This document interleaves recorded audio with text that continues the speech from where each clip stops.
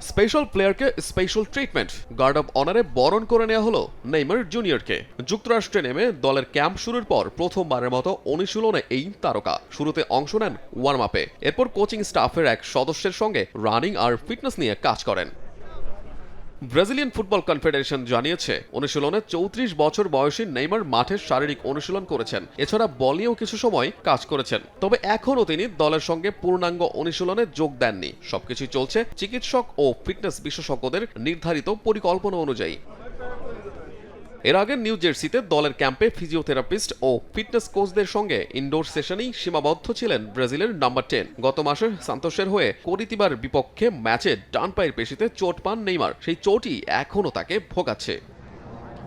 মরক্কোর সঙ্গে ড্রয়ের পর থেকে বেশি আলোচনায় নেইমার। মিডফিল্ডের সৃজনশীলতার অভাব ভোগাচ্ছে 5 বারের বিশ্ব চ্যাম্পিয়নদের। নেইমারের অন্তর্ভুক্তি সে সমস্যার সমাধান কিনা নিশ্চিত নয়, তবে তার মাঠে থাকা আত্মবিশ্বাস বাড়াতে পারে সেলেসাও শিবিরে।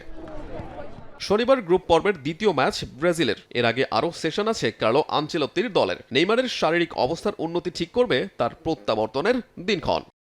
আহমেদ হৃদয়, সময় সংবাদ।